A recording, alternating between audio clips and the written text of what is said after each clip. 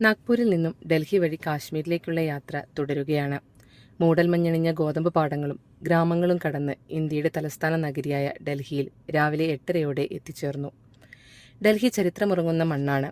സ്വതന്ത്ര ഇന്ത്യക്ക് നൂറ്റാണ്ടുകൾക്ക് മുൻപ് തന്നെ ഡൽഹി തലസ്ഥാനമാക്കി പല രാജവംശങ്ങളും ഭരണം നടത്തിയിരുന്നു.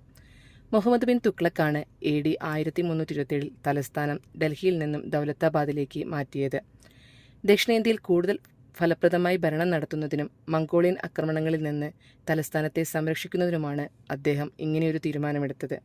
എന്നാൽ ആ തീരുമാനം പരാജയപ്പെടുകയും പിന്നീട് അദ്ദേഹം തലസ്ഥാനം തിരികെ ഡൽഹിയിലേക്ക് മാറ്റുകയും ചെയ്തു. രാത്രി 8:30 കാശ്മീരിലെ ജമ്മു താവിയിലേക്കുള്ള ട്രെയിൻ പുറപ്പെടുന്നത്. അതുവരെ ഒരുപാട് സമയം ബാക്കി. അങ്ങനെ ഞങ്ങൾ ഡൽഹി കാണാൻ തീരുമാനിച്ചു. അവിടെ നിന്നും ഒരു ടാക്സി അറേഞ്ച് ചെയ്ത് നേരെ പോയത് പ്രഭാത ഭക്ഷണം കഴിക്കാനാണ്. മിസ്റ്റർ സിംഗ് ആയിരുന്നു ടാക്സി ഡ്രൈവർ. സിംഗ് ഞങ്ങളെ നേരെ കൊണ്ടുപോയത് തമിഴ്നാട് ഹൗസ് റെസ്റ്റോറൻറ്റിലേക്കായിരുന്നു. യാത്രയിൽ നീതി ആയോഗിൻ്റെ ആസ്ഥാനവും പുതിയ പാർലമെൻറ്റ് മന്ദിരവും വായുസേന ഹെഡ്ക്വാർട്ടേഴ്സും റെയിൽ ഭവനും രാഷ്ട്രപതി ഭവനും കണ്ടു. ഞങ്ങൾ തമിഴ്നാട് ഹൗസ് ഭക്ഷണശാലയിൽ എത്തി. സൗത്ത് ഇന്ത്യൻ ഭക്ഷണ വിഭവങ്ങളാൽ സമൃദ്ധമായിരുന്നു അവിടം.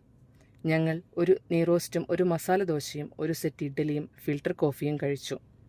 ഡൽഹിയിലെത്തുന്ന ദക്ഷിണേന്ത്യക്കാർക്ക് പ്രഭാത ഭക്ഷണം കഴിക്കാൻ മറ്റൊരിടം കണ്ടെത്തേണ്ടതില്ല.